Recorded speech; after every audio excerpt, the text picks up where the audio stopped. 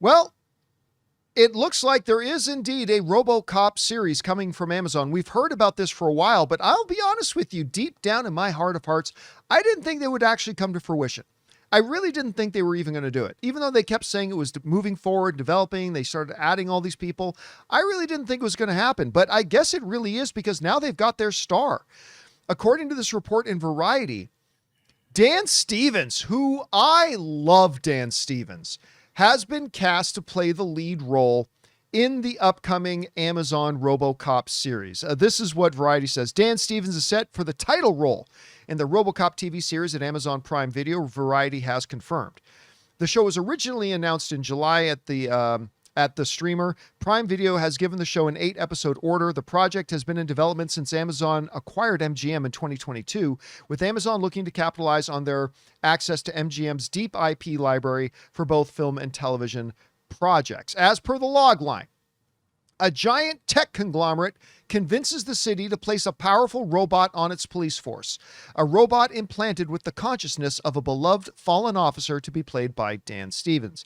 Stevens broke out with his role in the hit British series Downton Abbey, with the actor going on to star in critically acclaimed show Legion at FX. His other TV roles include Solar Opposites, Zero Day, and the upcoming third season of AMC's The Terror. He's also set to be a series regular role in the upcoming second season of Dexter Resurrection, which I cannot wait to see him in. Yeah, I know. In film, he recently starred in Godzilla x Kong New Empire and is known for features like the live-action Beauty and the Beast, Eurovision. He was really good in Eurovision.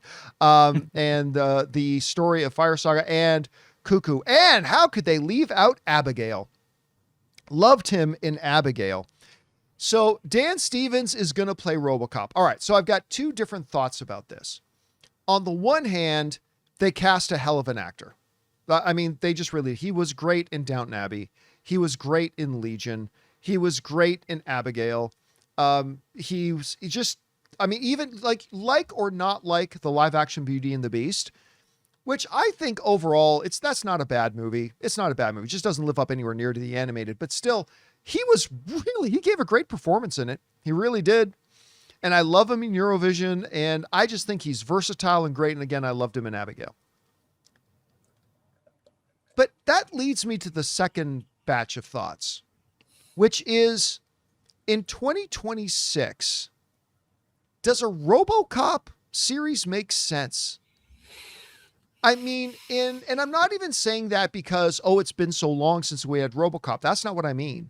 I don't even mean it in the sense that it was 2014, 2015 that we had that remake, which again, by the way, I didn't think the reboot was all that bad. I thought Michael Keaton was great in it. I mean, it paled in comparison to the original, but as its own movie in and of itself, I thought it wasn't bad, but regardless, my question about it, guys, is in a world today where we actually have people getting technology implants, in a world today where we have lots of fiction with that sort of thing, because, when Robocop came out, sure, we had the $6 Million Man, but it was kind of a new thing. Like one of the most popular video games that Anne's playing right now of the last bunch of years is Cyberpunk, right? It's the whole thing. So does this even a conceit of the consciousness of a guy put into a piece of technology, is that even something that plays today? I don't know. I guess it all depends on... What's that? I would argue it's the most timely thing you could do right now. Really? Even though it's kind of being overdone? Well, and look at the economic state that Detroit and the United States was in the story of Robocop.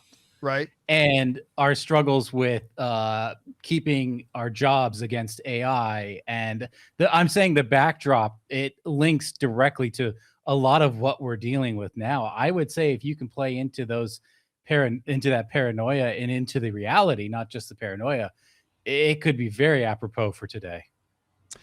I just wonder if they're going to take a completely different approach to it. Take it a completely different approach and give it a new type of narrative. I mean, I don't know. Look, Amazon's made a lot of really good shows. And so I will definitely check it out. And they just did a great piece of casting with Dan Stevens. I'm just saying, I'm not going to pretend like I'm excited for the idea of another Robocop at this point. Anyway, Rob, I know as somebody who is a big appreciator of the original RoboCop and even some of its subsequent follow-ups.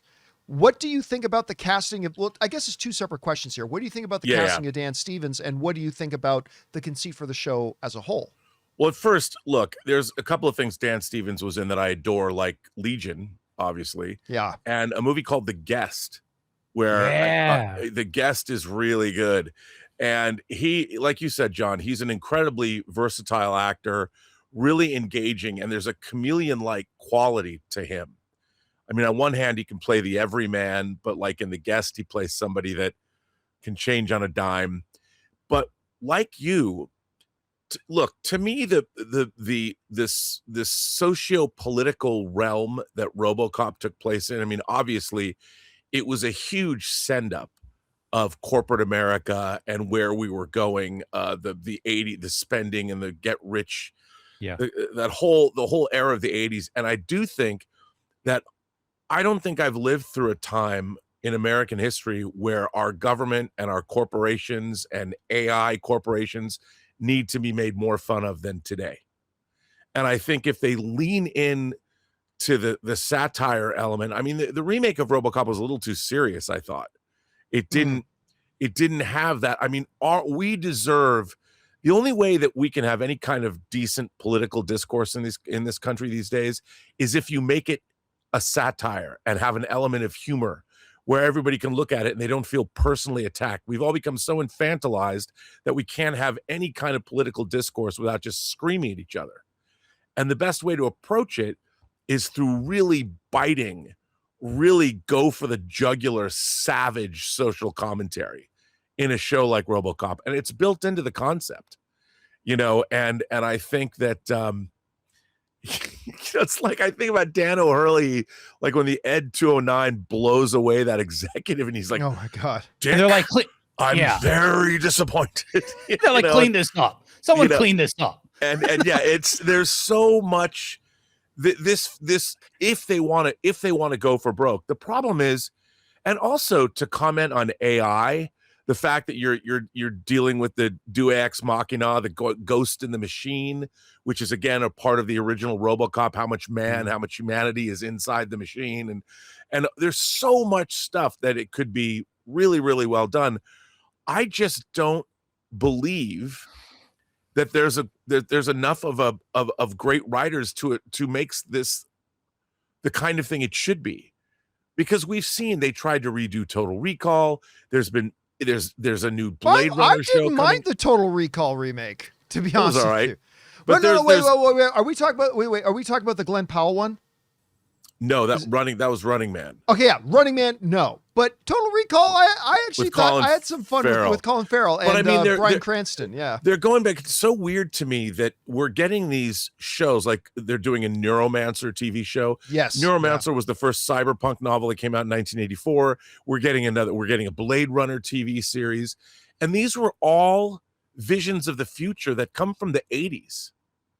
And it's weird to me that they are being recycled when we're on the edge of, there's so much more going on now than there was in the 80s.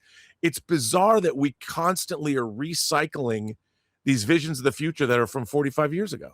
That's because the people that are in power are of age now, and that's what they're trying to But science fiction has always been about trying to make sense of today through the lens of science fiction. Lens of future, yeah. I don't know. All right, guys. I hope it's good. Question is for you.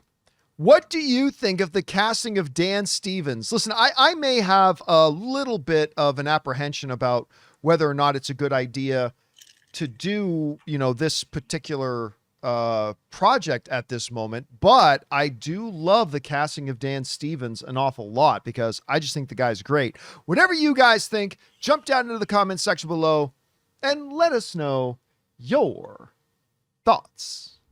Guys, we want to take a second to thank a sponsor of today's video, Quince. August is a great time to reset a few things before fall gets crazy, and one of the easiest places to start is your closet. That's where Quince comes in. Quince is all about fewer, better pieces made with premium materials that are designed to actually last. We're talking ultra soft organic cotton tees, Mongolian cashmere sweaters, premium denim, and tailored chinos starting at just $60. And here's what really stands out. Quince prices everything 50 to 80% less than similar brands by working directly with ethical factories and cutting out the middlemen. So you end up paying for the quality, not some giant markup. I've already ordered a number of things from their store. As a matter of fact, I love this shirt. It looks great, and most importantly, it's crazy comfortable. Upgrade your everyday. Download the Quince app for app-exclusive offers or go to quince.com/Campea. Get free shippings on your order and 365-day returns. Now available in Canada and the UK too. That's